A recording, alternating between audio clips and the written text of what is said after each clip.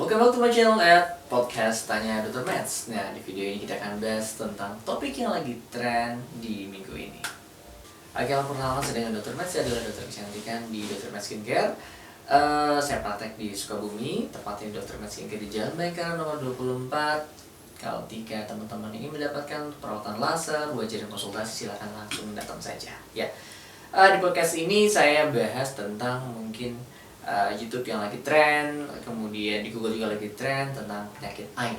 Nah, apaan sih itu, Dok? Oke, kita bahas tentang, tapi saya bahas nanti akan mulai dari cara yang berbeda. Saya bahas tentang fenomena yang ada saat ini, dan saya akan bahas juga dari sains, bagaimana sains melihat hal ini. Nah, kita lihat nih, dalam seminggu penyakit AIN ini menjadi top 10 banget ya. Jadi dari Atta Halilintar, kemudian saya pas scrolling juga ternyata ada juga artis-artis yang lain cerai dikaitkan dengan penyakit AIN dan semuanya.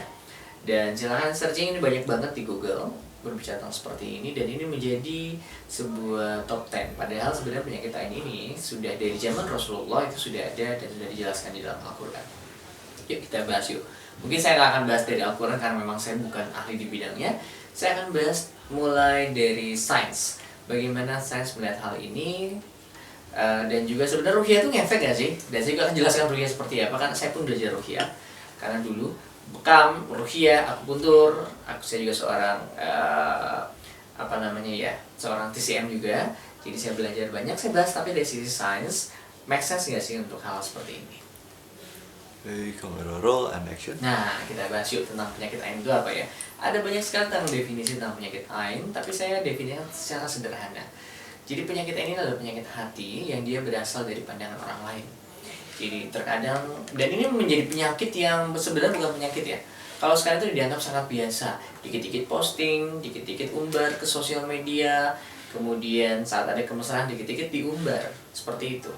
Yang terjadi adalah apa? Yang terjadi adalah akan menimbulkan penyakit iri hati, yang dia itu sebenarnya biasa-biasa aja hidupnya, kemudian melihat postingan orang menjadi membandingkan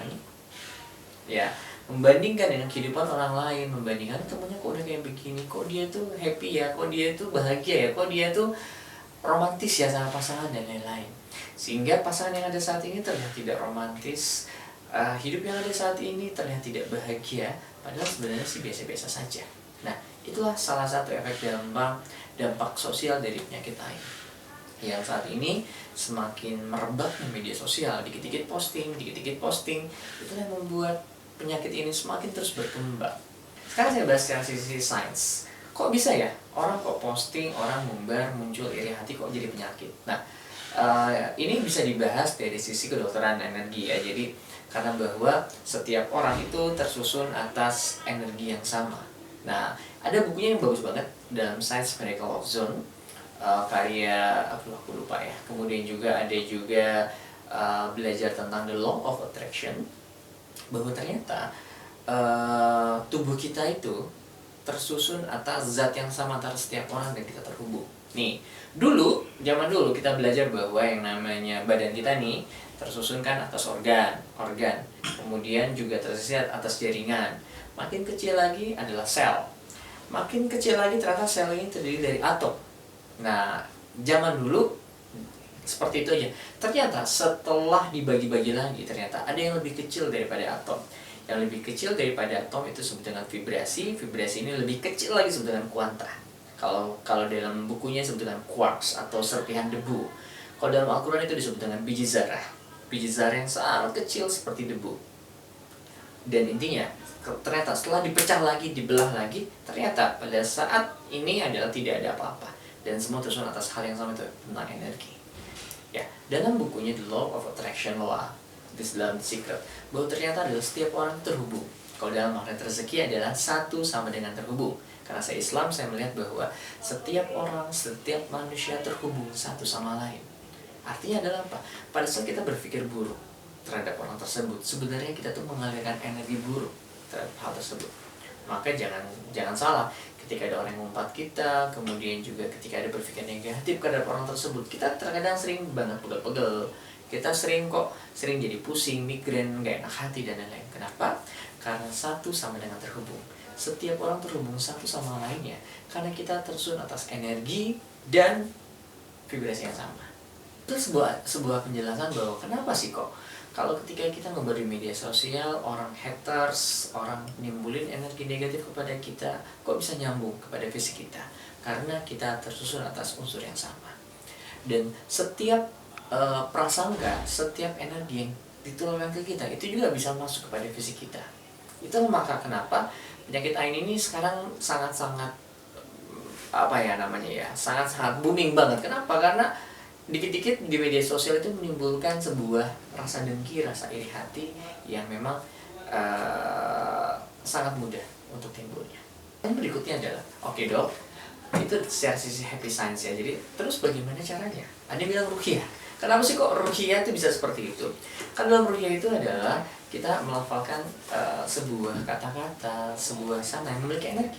Setiap kata memiliki energi. Dan hal tersebut dengan Al-Quran, dia itu dapat menetralkan energi-energi negatif yang muncul pada diri orang-orang tersebut. Itu happiness science-nya tentang ruqyah. Nah, lalu bagaimana caranya?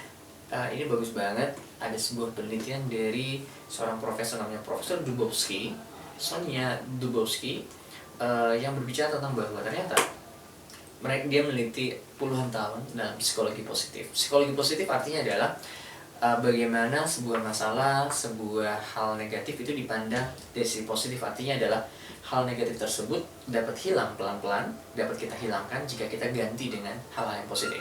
Nah, mengatakan bahwa ternyata 10%, hanya 10% ternyata kebahagiaan kita ditentukan oleh orang lain. Namun 90%-nya lagi yang ditentukan oleh diri sendiri. Yang terjadi adalah kita sering sekali mengizinkan. Jadi nggak akan pernah ada satupun yang dapat melukai hati teman-teman semua, dapat merusak energi, merusak tubuh jika bukan kita yang mengizinkan. Jadi berdasarkan riset tersebut adalah bahwa ternyata orang lain itu hanya berperan 10% kok, 90% adalah Anda yang menentukan. Saat Anda lihat postingan, yang menentukan Anda bahagia atau tidak bukan orang lain, tapi diri Anda sendiri. Maka salah satu cara solusi dari penyakit ini sederhana, adalah fokus pada diri Anda sendiri. Anda tidak akan pernah bisa bahagia kalau Anda melihat orang lain. Anda tidak akan pernah bisa bahagia jika Anda membandingkan dengan orang lain. Stop membandingkan, fokus pada diri Anda, dan kita harus bersyukur terhadap apa yang kita alami saat ini. Karena orang-orang mencapai diri yang terbaiknya adalah orang-orang yang melihat bahwa setiap orang itu berbeda. Setiap orang itu punya potensi, dan Anda adalah manusia yang berharga. Karena setiap manusia diciptakan sempurna sesuai dengan kondisinya dan sesuai dengan nasib terbaiknya. Oke? Semoga Anda terhindar dari penyakit AIN yang lagi tren saat ini. Saya berdoa selalu agar teman-teman yang mendengar, yang melihat video ini bisa tercerahkan. Karena yakinlah bahwa setiap hal yang terjadi dalam hidup kita adalah yang terbaik buat diri kita. Saat kita membandingkan, kita akan mulai melihat ketidakadilan padahal tidak. Adil itu bukan berarti sama. Adil itu adalah sesuai dan cocok. Allah selalu memberikan yang kita butuhkan, bukan kita yang kita inginkan. Apakah kita meminta setiap hembusan nafas pada saat kita bisa bernafas? Apakah kita selalu meminta pada saat jantung kita untuk didetakkan? Tidak. Tapi Allah memberikan hal itu. Ya, syukuri, nikmati, dan hayati setiap hidup Anda, karena saya yakin bahwa itu yang terbaik. Salam saya Dr. Mats. Assalamualaikum warahmatullahi wabarakatuh.